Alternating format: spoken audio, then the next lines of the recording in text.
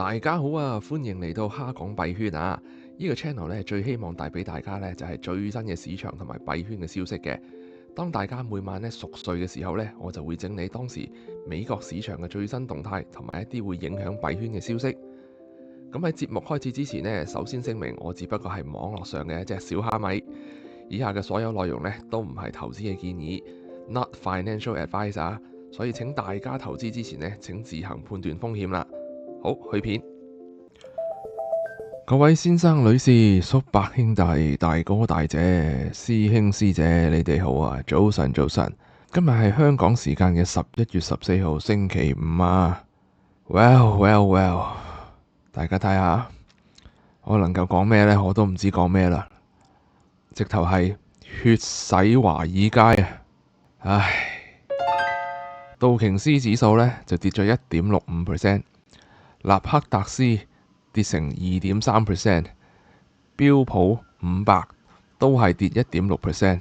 重災區大家睇到，哇 Tesla 今日係跌咗6.6%，而 Amazon、Google、Nvidia 全部都跌2至3%，連 JP Morgan 都跌3.5% 啊！咁幣圈方面呢，喺我錄製呢一刻呢，比特幣呢已經又跌翻落去98,100附近啦。咁以太幣呢，跌得更加傷添，去翻3,100左右。24小時內呢，比特幣呢係跌咗3.5%，而以太坊呢係跌咗7.3% 嘅。有88種加密貨幣都係跌嘅，只有11種都唔知咩貨幣係微升少少嘅啫。咁市場情緒方面啊，今日呢繼續嘅係跌到去25嘅，琴日呢就26嘅恐慌指數。咁今日呢繼續維持極度恐慌啊！加密貨幣嘅 RSI 呢已經係去到嚴重超買嘅部分啦，去到37.32。好，咁我哋嚟睇一睇究竟今日發生咗啲咩事先。咁第一則嘅新聞呢，就係呢位白宮經濟顧問啊 Calvin Hassett 啦，佢就話呢，由於政府停擺嘅期間呢，無法完成家庭審查，即係做唔到 survey 啦。咁所以嚟緊嘅非農就業數據呢，就係唔會包含有失業率嘅，即係話呢，淨係得工廠同埋企業嘅就業率嘅啫。咁佢又話啦，今次嘅政府停擺呢，預計啊每個禮拜導致嘅經濟損失呢係有150億美元嘅。咁所以呢，總共加埋第四季嘅美國 GDP 呢，應該呢係會受到影響，係有1至1.5個百分點嘅。咁當然啦，呢一則新聞一出呢，市場就解讀為呢受到極度嚴重嘅挑戰啊！咁呢對股市啊、債市啊、利率啊產生非常之大嘅巨動波動嘅。咁第二段新聞係咩呢？就係呢位 Patrick Harker， 咁呢佢就係 FOMC 入邊聯儲局嘅其中一位委員嚟嘅。咁呢佢本身呢就係屬於中間偏鷹少少嘅。咁呢佢就話呢，現時嘅失業率呢就係已經接近到最高嘅水平噶啦。咁雖然呢通脹呢係由部分關稅所形成啦，咁但係呢服務業而造成嘅通脹呢就令人十分擔憂嘅。咁所以呢聯儲局呢佢制定政策嘅時候呢，需要保持一定嘅緊縮啊，以降低通脹壓力。哇，簡直又係極度放鷹啊！咁就好啦，嗱，咁啊搞到今日 CME 期貨呢邊呢，預計會降息嘅預期由琴日明明都仲有60%幾，今日呢就跌到剩翻4%。咁唔降息嘅機率呢，就由3.7%去到5.2%。哇！大家睇到個圖，幾乎都已經一半一半啦，一半機會率就係12月10號呢係唔會減息嘅。好啦，咁點解今日 Tesla 會跌得咁多呢？咁啊，首先第一則新聞呢，就係呢我哋嘅木頭姐啦，即係 Cathie Wood 啦，佢呢今日呢就透露啦，原來佢已經減持咗 Tesla 7萬股咁多嘅，咁反而呢，佢就趁低吸納咗35萬股嘅 Circle。咁所以呢，今日呢個消息一出呢， Tesla 呢就冧到阿媽都唔認得啦。咁但係呢，另外一邊廂呢，大家又睇一睇 Circle 今日嘅股價係幾多？Circle 呢都仲係繼續跌，跌咗係4.6%，剩翻82.3嘅啫。而家報咁點解會跌得咁犀利呢？繼續跌呢，大家可以不妨參考我琴日我拍嘅片，解釋咗 Circle 會跌嘅原因㗎啦。好啦，咁反正呢，大市都咁衰㗎啦，我哋嚟睇一睇 Crypto 呢一邊嘅壞消息，聽一聽鬼故先啦。咁首先呢 ETF 啦，喺琴日11月12號呢，就錄到呢 ETF 呢係有負2.7億嘅淨流出嘅，咁呢，比之前嘅前日呢5.24億嘅淨流入呢，咁又冇咗一半啊。咁我相信今日嘅跌市呢，可能呢亦都會多過2.7億嘅。咁當然啦，今日消息一出，恐慌指數即刻回彈到2021呢個位啦。而黃金呢，反而就唔係做好喎，反而黃金都繼續跌喎。今日係跌咗0.5%，去返4100左緊嘅。咁另外呢，小弟呢，小蝦米呢，亦都留意到呢，比特幣50日嘅平均移動線呢，越嚟越接近呢個200天嘅平均移動線。咁即係等於乜嘢啊？當50日插穿200日，就係所謂市場上嘅死亡交叉。咁我哋睇返23年9月份開始呢，其實呢一個 cycle 呢都一直重複緊嘅啦。但係每次當50日平均線接近到200日呢，幣價呢都會作出一個反彈，而繼續向上升嘅。咁呢個動力呢，究竟能唔能夠維持呢？咁相信呢，好快就會知道啦。咁睇個圖表呢，可能呢過多2-3日，下個禮拜頭就已經知道佢會唔會反彈啦。咁如果幣價插穿咗死亡交叉會點啊？好啦，咁我哋揾翻之前嘅圖表嚟睇一睇啦。喺2021年9月份呢，比特幣呢就進入熊市啦。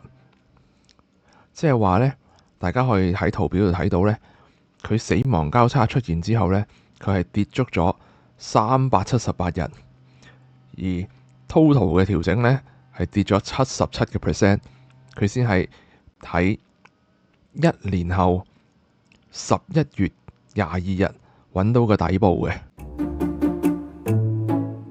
好啦，咁聽完咁可怕嘅壞消息呢，我哋嚟睇一睇有咩好消息啦，放鬆下心情先啊。咁第一單比較有趣嘅好消息呢，就係呢位 Christine 啊，歐洲中央央行行長呢，佢曾經喺今年嘅1月份呢對大家講過，就係話呢 Central Bank of Europe 啊，即係歐洲中央銀行呢，係唔會購買任何比特幣作為相關嘅國家儲備或者係資產嘅。咁呢，佢今日呢就即刻俾人刮佢2巴啦。咁發生咩事呢？ Good job！就係呢一位捷克中央銀行啊，佢哋今日宣布咗購買咗1億美元嘅比特幣同埋區塊鏈嘅資產。咁當然啦，佢哋咧就講得好好聽嘅，佢哋咧就話咧呢一啲資產入邊咧就係包括咗 USDT 穩定幣啦，同埋一啲代幣化嘅存儲 tokenized deposit 嘅。咁咧希望咧2至3年入邊咧，佢哋咧會進行攞呢啲資產咧去進行託管啦、風險評估同埋危機測試嘅。咁當中咧係包括咗多層嘅審批啦，同埋控制如何反洗黑錢嘅。咁簡單啲嚟講咧，就係咧歐洲嘅央行咧，咪就係買咗咯。咁當然啦，唔係做國家儲備啦，係可以嘅。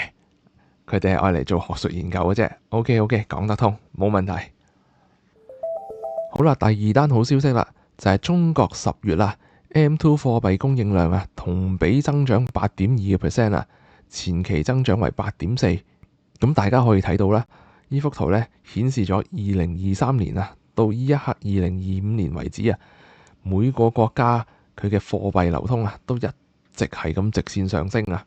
當中包括美國啦、中國啦同埋歐洲嘅。咁意思即係咩呢？意思即係話咧，每個國家都係咁喺度印銀紙咯。咁大家都知啦，當法定貨幣啊，佢哋印得越多嘅時候，佢哋嘅價值就會越嚟越低噶啦。咁資金呢就會自然呢去流向一啲會保值嘅嘢啦。咁相信呢，當全球流動性增加，即係話佢哋嘅 liquidity 越增加越快呢，比特幣嘅需求呢就會越多嘅。咁第三單好消息啦，就係呢現時嘅 MSTR 啊，即係以前嘅 MicroStrategy，而家叫 Strategy 啦，佢哋嘅公司 Premium 呢已經係去到0.96倍啦，即係話呢，佢哋咧持有比特幣嘅價值呢係高過而家嘅股價。